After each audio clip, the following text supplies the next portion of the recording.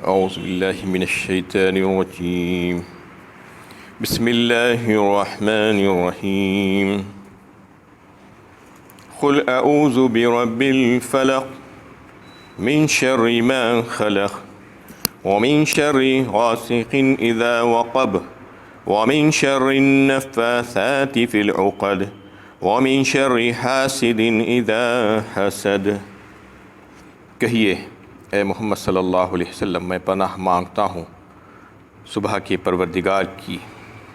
ہر اس چیز کے شر سے جو اس نے پیدا کی ہے، رات کی تاریکی کے شر سے جب کہ وہ چھا جائے، اور گروہ میں پر پھونکنے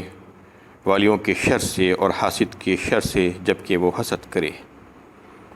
یہاں سے سورہ فلق شروع ہو رہی ہے، مکی صورت ہے،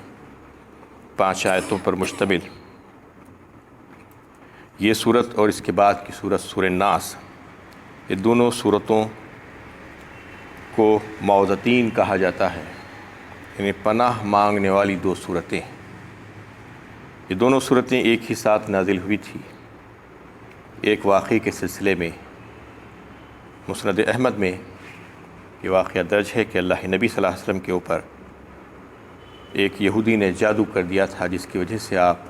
بیمار ہوئے، آپ کو تکلیف پہنچی۔ اس دونوں صورتوں کو نازل کیا گیا، اور اس میں تمام آفات و مصیبتوں سے چھٹکارا حاصل کرنے کے لیے دنیاوی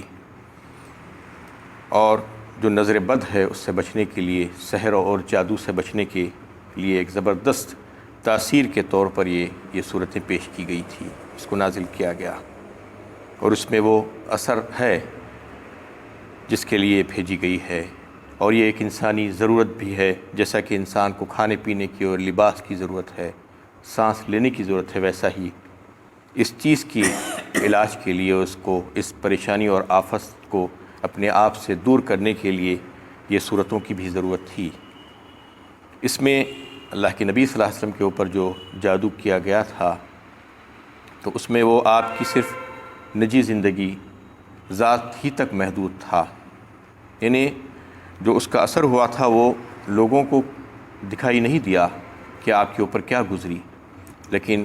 چند ایک چیزیں ایسی تھیں جو آپ کی بالکل نجی زندگی سے تعلق رکھتی تھی، اس میں اس کا اثر ہوا تھا۔ وہ اثر یہ تھا کہ ازواج مطہرات کے پاس آپ کبھی یہ سمجھتے تھے، خیال کرتے تھے کہ میں گیا ہوں، لیکن آپ نہیں گئے ہوتے تھے۔ ایسے ہی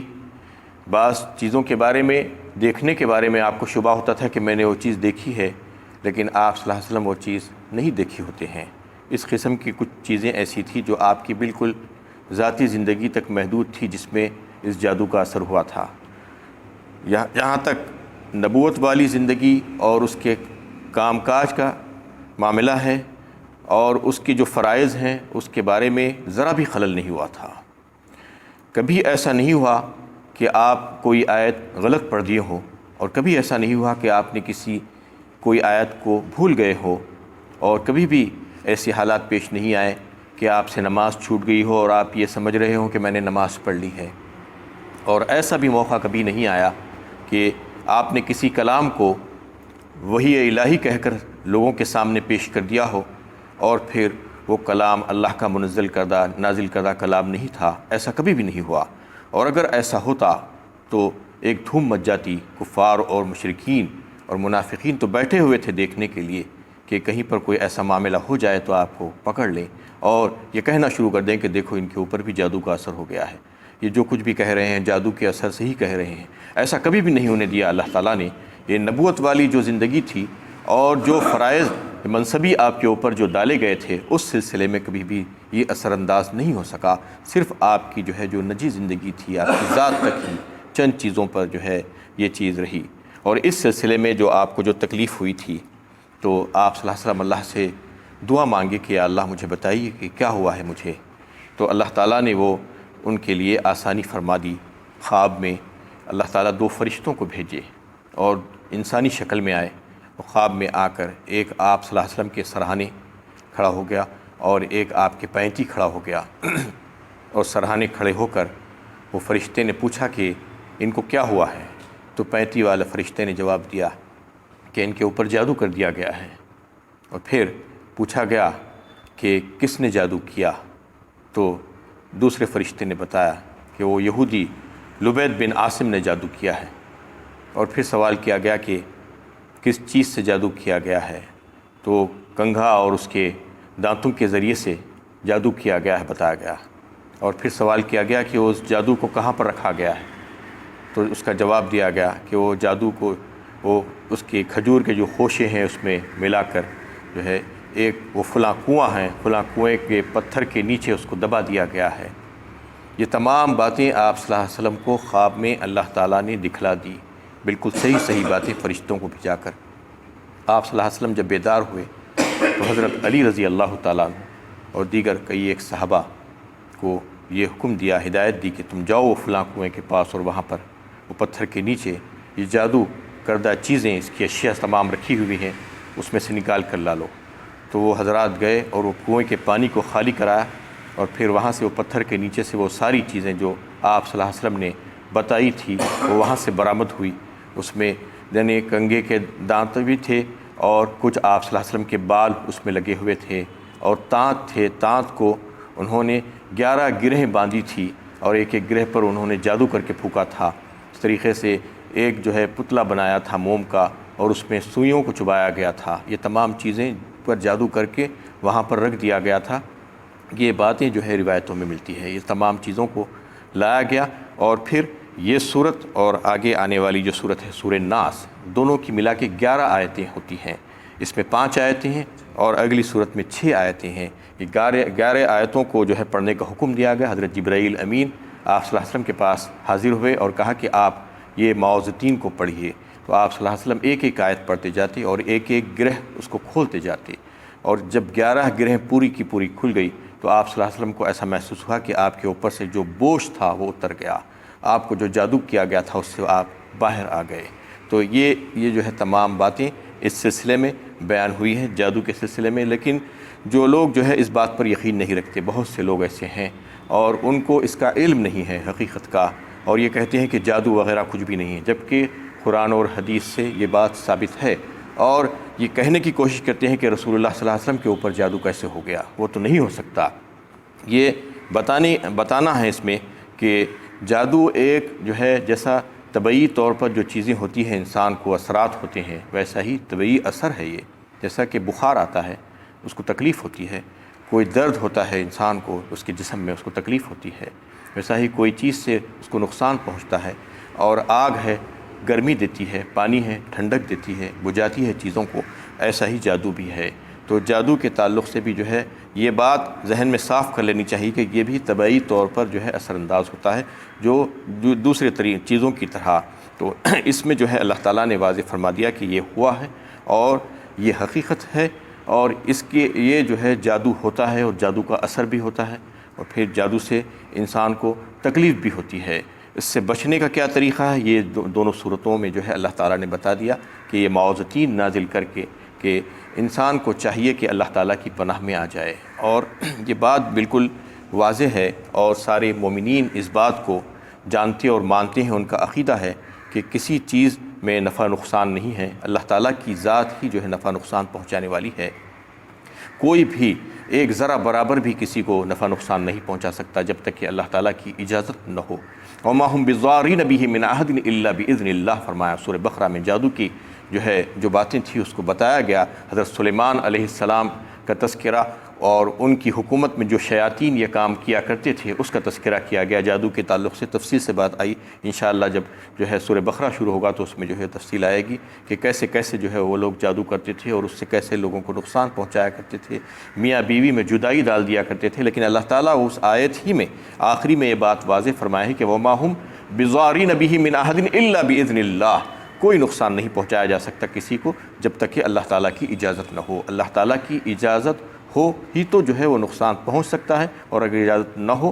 تو وہ جو ہے نقصان نہیں پہنچایا جا سکتا۔ تو یہ بات واضح ہو چکی ہے، لیکن اللہ تعالیٰ نے جو ہے اس میں انسانوں کے بچنے کی تدبیر بتائی ہے کہ یہ دونوں صورتیں نازل کر کے انسان کو اس سے اپنے آپ کو بچایا جا سکتا ہے، اور اگر کوئی اس سے جو ہے تکلیف ہو گئی ہو اس کو تو وہ تکلیف کو دور کیا جا سکتا ہے۔ لیکن انسان اپنے آپ کو بچانے کے لیے اللہ تعالیٰ کا فرمانبردار بن جائے پہلے، اور جو ہے وہ اس کے قابل بنا لے اپنے آپ کو اللہ تعالیٰ کی پناہ میں دینے کے۔ اللہ تعالیٰ یہ کہتے ہیں کہ تم اپنے آپ کو میری پناہ میں دے دو تو شیطان کے شر سے اور وہ آفات سے اور تمام یعنی جو پریشانیاں تم کو ہونے والی ہے اس سے تم بچ سکتے ہو۔ یہ طریقہ ہے، تم اپنے آپ کو مجھے میری پناہ میں دے دو۔ لیکن پناہ میں دینے کا طریقہ یہ ہے کہ ہم اس کو جو ہے اپنے آپ کو اس قابل بھی بنا لینا چاہیے۔ دنیا میں بھی اگر کوئی یہ چاہتا ہے کہ کوئی کسی کی پناہ میں آ جائے تو پناہ میں جو لے رہا ہے وہ یہ دیکھتا ہے کہ وہ قابل ہے یا نہیں ہے، تو اللہ تعالیٰ بھی دیکھتے ہیں کہ وہ قابل ہے یا نہیں ہے۔ تو قابل بنانے کا مطلب یہ ہے کہ فرمانبردار بن جانا اللہ تعالیٰ کے،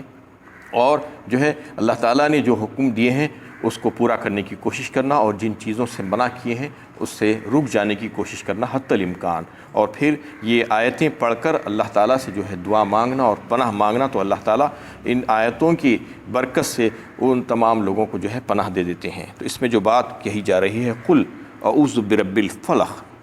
کہیے اے محمد صلی اللہ علیہ وسلم میں پناہ مانگتا ہوں صبح کے پروردگار کی۔ فلق اصل میں کہتے ہیں کہ پھٹنے کو، رات کی جو پھٹ کے صبح نمودار ہوتی ہے اس کو فلق کہا جاتا ہے۔ تو رات کا جو اندھیرا ہوتا ہے اس میں شاید جو ہے ایسے شرور و آفات جو ہے آتے ہیں، اس لیے اللہ تعالیٰ اس کی پناہ لینے کے لیے کہہ رہے ہیں، اور کہا جا رہا ہے کہ تم پناہ مانگو۔ جو بندہ اللہ تعالیٰ اپنے پروردگار سے جو ہے رات کے پھٹنے کی جو ہے پناہ مانگتا ہے تو رات کے اندھیریوں سے اللہ تعالیٰ اس کو تمام شرور و آفات سے پناہ دے دیتے ہیں۔ من شر ما خلق، اور پھر فرما دیا گیا کہ وہ ہر اس چیز کے شر سے جو اس نے پیدا کی ہے۔ اللہ تعالیٰ کی جو مخلوقات ہے اس میں خیر بھی ہے اور شر بھی ہے۔ خیر اللہ تعالیٰ کی طرف منسوب کیا جاتا ہے اور شر بندوں کی اور مخلوقات کی طرف منسوب کیا جاتا ہے، اور شر ہر بندے میں ہے سوائے انبیاء کرام کے اور اولیاء اللہ اور صلاح امت کی۔ سب کے سب جو ہے کسی میں زیادہ ہے تو کسی میں کم ہے، اور یہ شر جو ہے جو انسان کو جو براہ راست نقصان پہنچاتا ہے، اس کو تکلیف پہنچاتا ہے، اس سے پناہ مانگنے کی اللہ تعالیٰ نے جو ہے یہ ہدایت دی ہے کہ تم اپنے رب سے پناہ مانگو اس شر سے جو مخلوقات میں اللہ تعالیٰ نے رکھ دیا ہے۔ وَمِن شَرِّ غَاسِقٍ إِذَا وَقَبَ، اور رات کی تاریکی کے شر سے جب وہ چھا جائے۔ اور غاسق ایک لفظ آیا ہے اس پر غسقہ کا مطلب یہ ہے کہ اندھیری چھا جانا، اور پھر وقب آیا ہے اذا وقب، اور اندھیری جب جو ہے خوب اچھی طریقے سے چھا جائے۔ وقب کا مطلب یہ ہے کہ مکمل طور پر چھا جائے۔ اندھیری جب مکمل طور پر چھا جائے تو اس کی جو ہے جو شر ہے وہ شر سے بھی تم پناہ مانگو اللہ تعالیٰ سے۔ اللہ تعالیٰ یہ کہنا چاہ رہے ہیں، اس کا مطلب یہ ہے کہ اندھیری رات جب ہو جاتی ہے تو اس میں شیاطین جن و انس اور موذی جانور، حشرات الارض، کیڑے مکوڑے اور چور ڈاکو لٹیرے دشمن، یہ سب جو ہے مسلط ہو جاتے ہیں اور اپنے اپنے کام میں لگ جاتے ہیں اندھیری رات میں۔ تو جب اجالا ہو جاتا ہے تو سب کے سب ختم ہو جاتے ہیں۔ اللہ تعالیٰ وہ رات کی جو اندھیری ہے اس میں جو شر پھیلتا ہے، جو اللہ تعالیٰ کی جو مختلف مخلوقات ہیں اس کی وجہ سے وہ شر سے پناہ مانگنے کے لیے جو ہے اس میں بات سکھائی گئی ہے۔ وَمِن شَرِّ غَاسِقٍ إِذَا وَقَب کہہ کر، وَمِن شَرِّ النَّفَّاثَاتِ فِي الْعُقَدِ، اور گرہوں پر پھونکنے والوں کے شر سے اس میں بات بتائی گئی ہے۔ گروہوں پر پھونکنے والے کا مطلب یہ ہے کہ جادو کر دینا، جیسا کہ جو ہے اس صورت کے بارے میں جو بتایا گیا تھا کہ اللہ کے نبی صلی اللہ علیہ وسلم کے اوپر ان لوگوں نے جادو کیا تھا اور گروہوں میں پھونک مار کر جادو کیا تھا۔ تو یہ نفاسات جو ہے عورتوں کے لیے بولا جاتا ہے، جو اس میں جو ہے چونکہ عورتیں زیادہ تر عموماً اس میں ملوث ہوتی ہیں، لیکن اس سے مراد دونوں مرد اور عورت دونوں ہوں گے جو جادو کرنے کی کوشش کریں گے اور جو گروہوں میں پھونکے مار کر جو ہے جادو کریں گے۔ فی العقد جو ہے گرہ میں جو ہے لگانے والی پھونک، اور شر النفاسات جو پھونکنے والیاں جو ہے اس کا مطلب یہ ہے۔ وَمِن شَرِّ حَاسِدٍ إِذَا حَسَدَ، اور حاسد کے شر سے جب کہ وہ حسد کرے۔ اور جو ہے سب سے اہم بات یہ کہ حاسد جب حسد کرے تو اس کے شر سے پناہ مانگنا چاہیے، کیونکہ یہ جو جادو کیا گیا تھا نبی صلی اللہ علیہ وسلم کے اوپر، اس کا اصل سبب حسد ہی تھا کہ جو منافقین تھے اور جو یہودی تھے وہ اللہ کے نبی صلی اللہ علیہ وسلم کی ترقی اور مسلمانوں کی کامیابی کو دیکھ نہیں سک رہے تھے، اور آپ صلی اللہ علیہ وسلم سے اور مسلمانوں سے مقابلہ کر کے اس پر غالب آنے کی ان میں طاقت نہیں تھی، اس لیے وہ اندر اندر جل اور کڑ رہے تھے۔ انہوں نے یہ سوچا کہ کسی نہ کسی طریقے سے آپ کو تکلیف پہنچائی جائے تو یہ ہمارے لیے بہتر ہوگا، یہ سوچ کر انہوں نے حسد کر کے آپ صلی اللہ علیہ وسلم کو نقصان پہنچانے کی کوشش کی تھی۔ تو اس میں جو ہے اللہ تعالیٰ وہ حاسدوں کے حسد کے جو شر ہے اس سے پناہ مانگنے کی جو ہے اللہ انسانوں کو ہدایت دی ہے، اور یہ سلسلہ کوئی آج کا نہیں ہے، یہ شروع سے چل رہا ہے۔ انہیں آسمانوں پر سب سے پہلا گناہ بھی حسد ہی کی وجہ سے ہوا تھا۔ شیطان لعین نے حضرت آدم علیہ السلام کو بھی حسد کی وجہ سے گمراہ کرنے کی کوشش کی تھی، وہ گناہ کیا تھا، اور دنیا میں بھی زمین پر بھی جو گناہ ہوا وہ حضرت آدم علیہ السلام کے بیٹے قابیل نے جو اپنے بھائی کو قتل کیا تھا وہ بھی جو ہے حسد کی وجہ سے، ایک عورت کی خاطر کہ وہ چاہتا تھا کہ اس کا نکاح اس عورت سے ہو جائے، اور اگر نہیں ہو رہا تھا تو اس نے اپنے بھائی ہی کو قتل کر دیا، اور حسد تھا اس کے دل میں اور جلن تھی۔ اور ایسا ہی دنیا میں بھی ہوتا ہے کہ دنیا میں آپ دیکھتے ہیں کہ یہ حسد کا مطلب ہی یہی ہے کہ کسی کو راحت اور کسی کو یعنی فراغت مل جائے، کسی کو ترقی ہو جائے تو دوسرا دیکھ نہیں پاتا عام طور پر۔ اور یہ کون لوگ کرتے ہیں؟ جو انتہائی کمینہ صفت لوگ ہوتے ہیں اور جو ہے انتہائی ذلیل قسم کے جو لوگ ہوتے ہیں، وہ اپنی گندگی کو اس کے ذریعے سے ظاہر کرتے ہیں کہ لوگوں کی ترقیاں اور کامیابیاں ان کو دیکھی نہیں جاتی، اور جب لوگ ترقی کرتے ہیں تو وہ جو ہے اس کو حاصل تو نہیں کر سکتے، لیکن وہ یہ چاہتے ہیں کہ ان کو جو نعمتیں ملی ہیں وہ نعمتیں ظاہر ہو جائے اور خراب ہو جائے اور ختم ہو جائے۔ یہ سب سے بڑا گناہ ہے، گناہ کبیرہ ہے اور حرام ہے۔ یہ کسی کی نعمت کو دیکھ کر یہ اس کے تعلق سے یہ سوچنا کہ وہ نعمت اس کی ختم ہو جائے۔ ہاں، کسی کی نعمت کو دیکھ کر اگر آپ بھی دعا کر رہے ہیں اللہ تعالیٰ سے کہ یا اللہ مجھے بھی ایسی نعمت مل جائے تو یہ تو مستحسن ہے، یہ جائز ہے، ایسا کیا جا سکتا ہے۔ لیکن کسی کی نعمت کو دیکھ کر جلنا اور کڑنا اور یہ چاہنا کہ یہ نعمت ختم ہو جائے، اس کے پاس بھی نہ رہے اور میرے پاس بھی نہ رہے، کیونکہ کسی سے جلنے سے جو ہے وہ نعمت آپ کے پاس تو آ جانے والی نہیں ہے۔ آپ اللہ تعالیٰ سے دعا مانگنا ہے، اللہ تعالیٰ یہ سکھا رہے ہیں، ورنہ جو ہے صرف لوگوں سے حسد کرنا اور کڑنا اور جلنا یہ جو ہے بہت ہی بری عادت ہے، اور یہ شیطانی صفت ہے۔ شیطان نے اس کی شروعات کی تھی اور انسان اس کو لے لیا ہے، اور اس وجہ سے جو ہے اس سے جو ہے پناہ مانگنے کے لیے اللہ تعالیٰ نے فرمایا ہے کہ اس سے پناہ مانگو۔ وَمِن شَرِّ حَاسِدٍ إِذَا حَسَدَ وآخر دعوانا الحمد للہ رب العالمین۔